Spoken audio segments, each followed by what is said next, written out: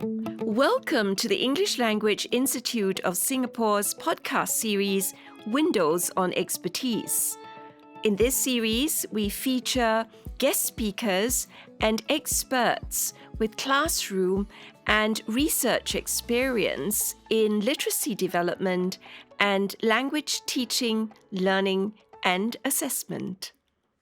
In this episode, episode 2, we continue the focus on multiliteracies, which is one of the key pedagogical emphases of the English language syllabus. With me is Associate Professor Csilla Weninger. She is head of the English Language and Literature Academic Group in the National Institute of Education, Nanyang Technological University. She is a language educator with specific research interests in digital and media literacy, which is a skill and disposition for 21st century education. Csilla, I've been in conversation recently with Dr. Victor Lim and Grace Young, who is a teacher practitioner in the classroom at the primary level, and they have both spoken about why they so passionately believe in the importance of building multiliteracies in their students. What is your view on this? I want to approach the question of why we need multiliteracies from two angles. One is the definition of multiliteracies and what it means and what it takes to be literate in today's world. And the second one is, what is our role as English language educators today? So regarding multiliteracies and what it means to be literate in today's world, let's just consider key components of what we traditionally think about as literacy. And these are text, author, reader, and audience. When we think about texts and we look at texts in today's world, are they monomodal and linguistic only? Clearly, the answer is no. They are multimodal and engage multiple senses of viewers and readers. And so we really have to rethink our definition of text and fundamentally agree that texts are, and in a way, always have been multimodal. It's just that now in schools, we have to recognize this and we have to expand our canon, what we teach, to really fully embrace this multiliterate notion of text. The second point I would like to highlight is what it means to be an author. Again, traditional notions of authorship meant that it's a singular individual producing something out of their cognitive, intelligent sort of resources. Of course, that's still there. We still need intelligent, human beings to produce, to author texts. But again, you look around, what is valued today? Collaborative authorship. Right? We create texts with others. We need expertise from different people. The same is true for readers, right? Readers are no longer seen as these passive recipients who sit in a corner consuming texts. Readers are now increasingly engaging with the text, commenting on text. And so again, these boundaries between text, author, and reader in today's digitally, technologically mediated world are increasingly they need redefinition, and we really need to sort of deal with that also in the schools. So that's regarding multiliteracies and the definition and the reasons why we need to expand our notions of literacies. The second point I wanted to talk about was our role as language educators, or even generally the role of language education in today's world. Now, traditionally, school has been about preparing students, right? Preparing students for the workforce, preparing students for life. And this is a point that Victor brought up, I think, in the last podcast, which is what does the workforce look like? What does life outside of the classroom look like? And if we answer that question truthfully, we realize that we have some catching up to do. At the same time, I want to add that I'm not arguing that we should just equate school with what happens outside of school. But what I am saying is that we need to relook at that boundary between school and not school and figure out a productive way of embracing what's outside while at the same time recognizing that our role is not to recreate the outside, but rather to prepare students for that outside while also giving them skills and literacies that the school is meant to give them. In episode 1, Dr. Victor Lim and Grace Young spoke about the important role of the teacher in building multiliteracies, and they pointed to the key area of making use of authentic resources in order to make text to world connections and text to self connections. Grace, what does your practice of multiliteracies development in your classroom look like? I think I will talk about this in context of a unit that we have done in school. So we wanted the P4 class that we were teaching to do a unit, a writing exercise on adventure. So we went about looking for some of the resources. So we wanted a whole range of resources. We had a visual, we had a video, we also had a blog post made by one of our local celebrities. Csilla, do you share the same views? Of course. I think that that's a very important area where teachers can, from tomorrow, if they want to, introduce multiliteracies in their classrooms, and by bringing in multimodal text, for example. And in fact, as Victor shared, his research really documented that this is already happening. And my earlier research from 10 years ago also found that English teachers in Singapore do use a wide range of authentic texts to teach English. But I also want to emphasize that there's a certain level of risk when we only talk about texts and resources. And why do I say that? Because multiliteracies really looks at meaning making, and meaning making always happens in context, in situated encounters where people communicate in order to achieve particular goals as members of particular social groups. So when we look at texts, we must really make sure that we bring the context with the text.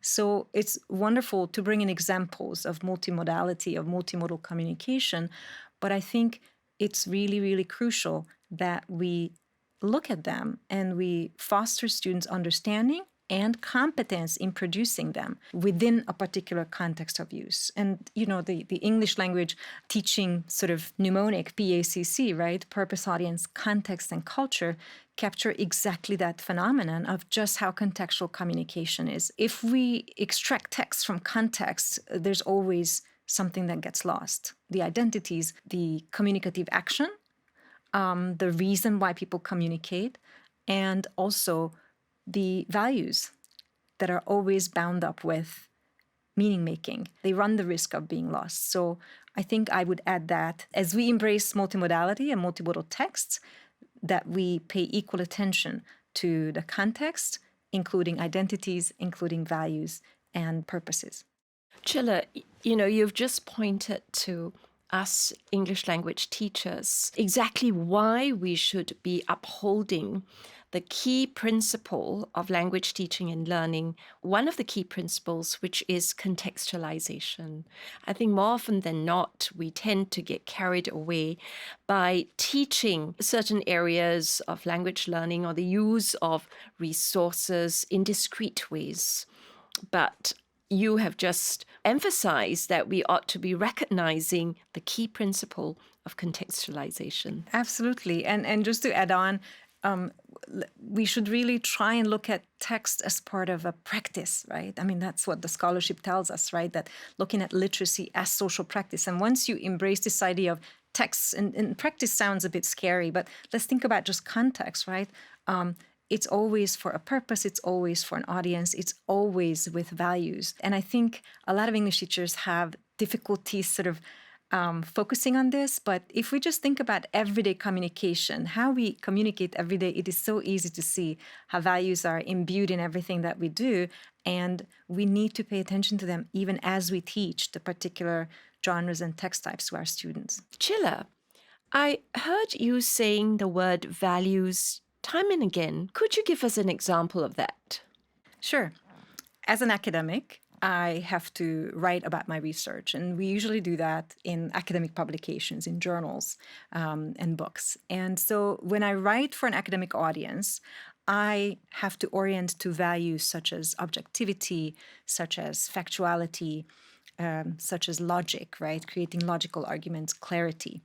Now, if I want to talk about that same research, let's say in a social media post, in a, dare I say, TikTok or some short form video, those same values still be there, but they will not be enough for my text to be actually well received or considered a legitimate TikTok video, right? I have to reorient myself to the values of communication in social media. For example, entertainment, definite multimodality, whereas most academic articles are still fairly monomodal, right? So when I say the word values in conjunction with multiliteracies, these are the kinds of values of communication, what we value in meaning making. So that's what I'm referring to. And this is why we cannot, as language teachers, just be giving students stock phrases, right?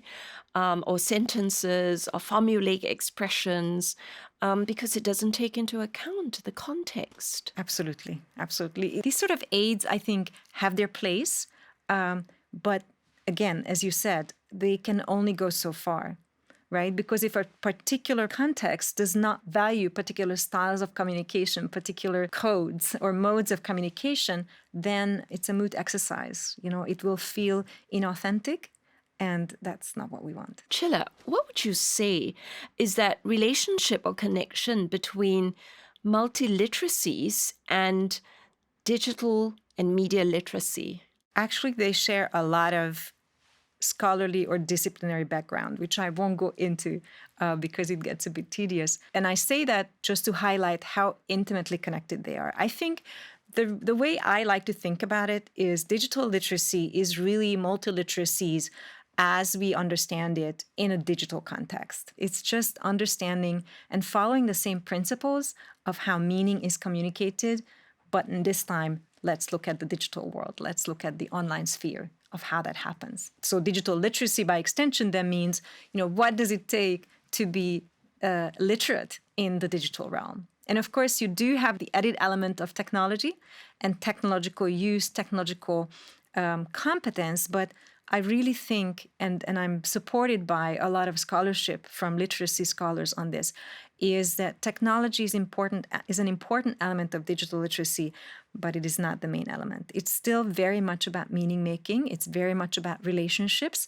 about identity, about values, of making yourself understood and accepted in the way you make meaning in a particular digital social context. So, Csilla, by extension, what do you think are the implications of what you have just said on practice in Singapore classrooms? So if we look at the digital context of the types of meanings, the type of communicative practices that happen, the one thing that we do see is that playfulness, creativity is very much valued. There's lots of experimentation. These new short form videos, the platforms like TikTok or Instagram Reels, all these genres are about having fun, about experimenting via multimodal forms of meaning making, about trying out new ways of being through language, through communicative means. And so I think if I were to have a wish on what I would like to see more of in Singapore English language classrooms, is to bring in these new ways of meaning making a little bit more into the classroom. Let's allow experimentation to take its root in our English language classrooms. We let students to experiment with language, to be creative with language, to try things out with language.